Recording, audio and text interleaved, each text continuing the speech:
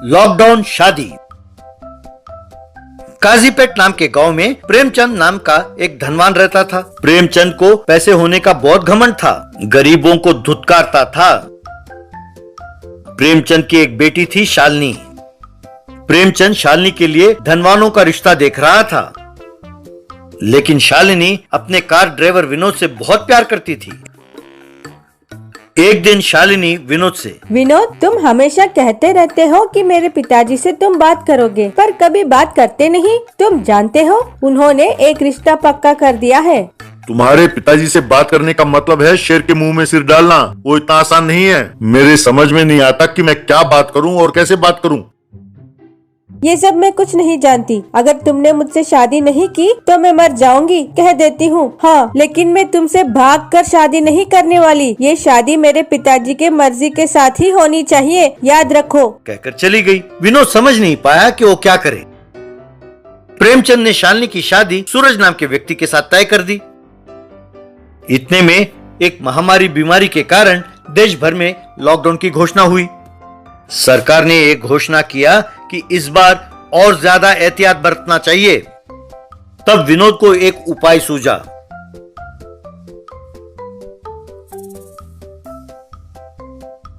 विनोद और शालिनी सूरज से जा मिले और अपने प्यार के बारे में उसे बताया।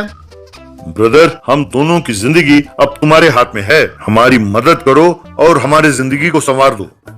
मैं तुम दोनों के प्यार को समझ सकता हूँ, पर क्या मेरे कहने से प्रेमचंद जी मान जाएंगे? मैं ज्यादा से ज्यादा शादी को कैंसिल करा सकता हूँ, इससे ज्यादा क्या करूँ?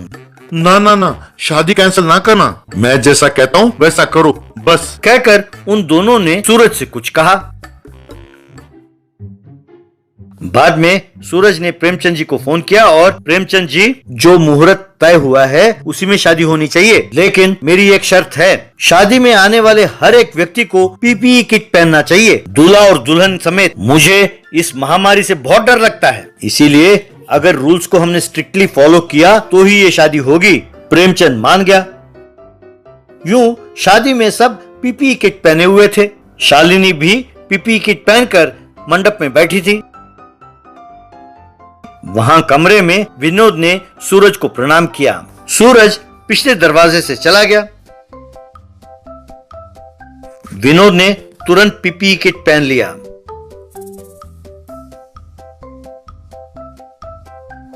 और जाकर मंडप में बैठ गया। प्रेमचंद ने एक लैपटॉप लाकर उन दोनों के सामने रखा।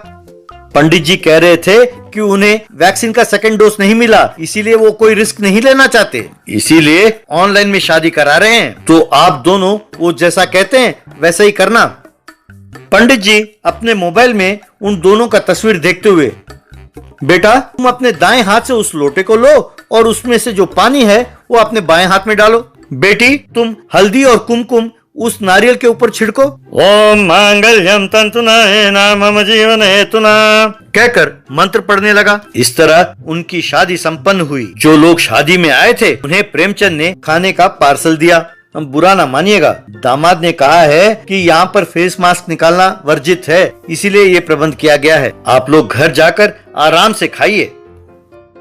उसके बाद प्रेमचंद विनोद को ढूंढने लगा। सवेरे से वो विनोद दिखाई नहीं दे रहा। लगता है कि शादी के काम से बचना चाहता है वो। आने दो उसे, मैं उसकी खबर लूंगा। शादी के अगले दिन अपने घर में प्रेमचंद विनोद से, जो कि पीपी किट पहने हुए था, ये क्या दामाद जी, अपने घर में भी पीपी किट पहनने की क्या जरूरत है? जब तक ये बीमारी पूरी तरह से खत्म ना हो जाए मैं रिस्क नहीं लेना चाहता पिताजी, इसीलिए मैं कुछ दिनों तक अपने घर भी नहीं जाऊंगा, मैं यहीं रहूंगा। इतना भी डरने की क्या जरूरत है दामाद जी, चलो आपकी मर्जी है, जब तक चाहे रह ले। यूं विनोद सिर्फ अपने कमरे में ही पीपी किट उतारता था और प्रेमचंद के सामने पीपी किट पहनकर ही घूमता था। प्रेमचंद को यह बड़ा अजीब लगा। यूं कुछ साल बीत गए। उनका एक बेटा हुआ जो कि 6 साल का हो गया था। एक दिन प्रेमचंद, ये क्या दामाद जी, बीमारी को आए हुए कई साल बीत गए, लगता है 1-2 दिन में चाइना में नई बीमारी भी शुरू होने वाली है। मैं तो ये भी भूल गया कि आप दिखते कैसे हैं। अब अगर आपने पीपी किट नहीं उतारा तो मैं नहीं मानने वाला। क्यों जी, अब तो बच्चा भी बड़ा हो गया है, पिताजी भी कुछ नहीं कर सकते। अब आप वो पीपीई किट निकाल दीजिए। प्रेमचंद कुछ समझ नहीं पाया। तब विनोद ने तुरंत पीपीई किट निकाल दिया। प्रेमचंद विनोद को देखकर बेहोश हो गया। शालिनी ने अपने पिताजी के चेहरे पर पानी छिड़का और उसे उठाया। ये तो धोखा है, दगा है। अरे विनोद कमीने, तूने इतना बड़ा धोखा दिया।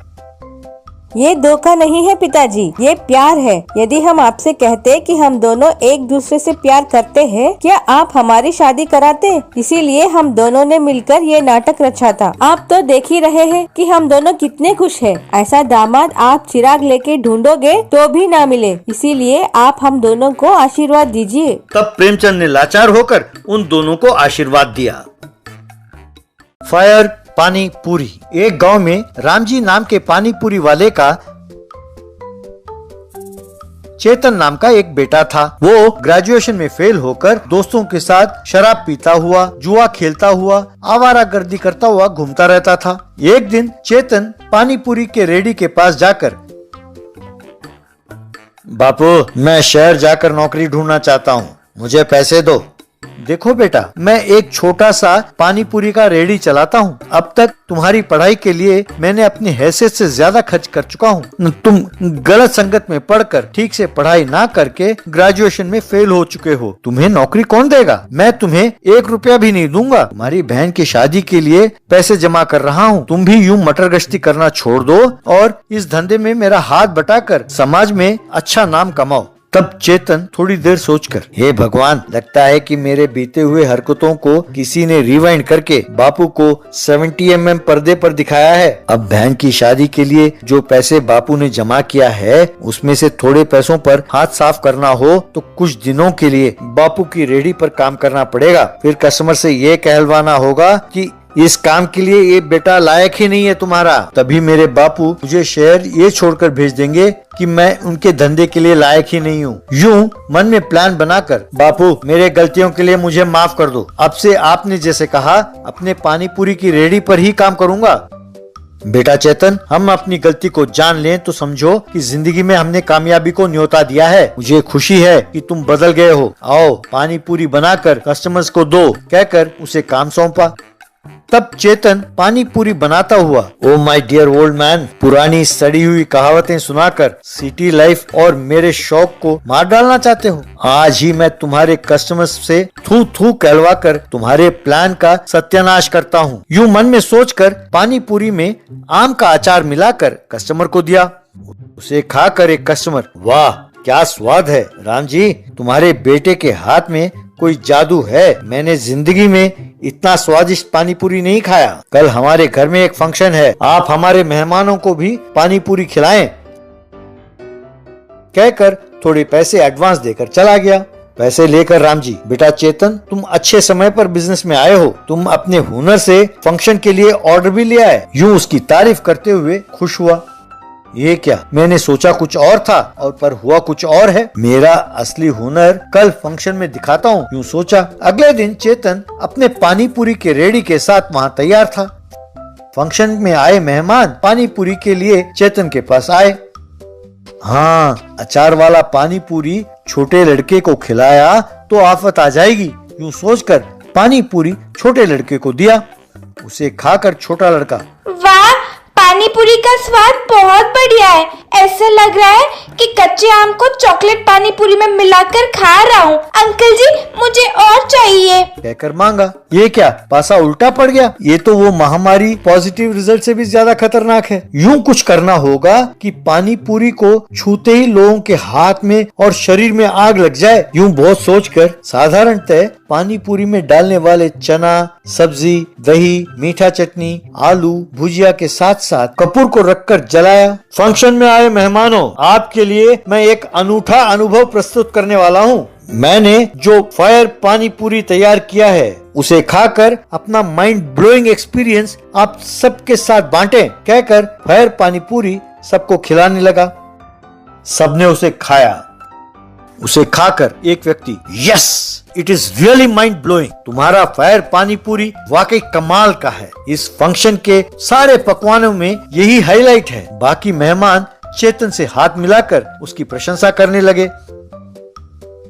तभी वहां आए राम जी। बेटे, तुमने 2 ही दिन में फायर पानी पूरी का खोज करके अपने बिजनेस के लिए तुमने अच्छा नाम कमाया। इस फंक्शन में आए कुछ मेहमानों ने हमें ऑर्डर भी दिया है। कहकर कुछ और कहने ही वाला था कि चेतन अपने बापू के पैर में गिरकर, मुझे माफ करो बापू, अब तक मेरे आवारागर्दी के कारण आप सबसे मैंने डांट ही खाया है। आज आपके कारण मैं ये समझ पाया हूँ कि मेरे पास ऐसा टैलेंट है जिससे लोग प्रशंसा करते हैं। ये अनुभव बहुत अच्छा है और गर्व देता है। मैं आपसे कहीं नहीं जाऊंगा और आपके हाथ बटाता हुआ घर की जिम्मेदारी भी संभाल लूंगा। इस तरह सफलता चेतन के घर शामियाना डालकर बैठ गई। रामजी और चेतन खुशी खुशी पानी पूरी बेचते हुए गुजारा करने लगे।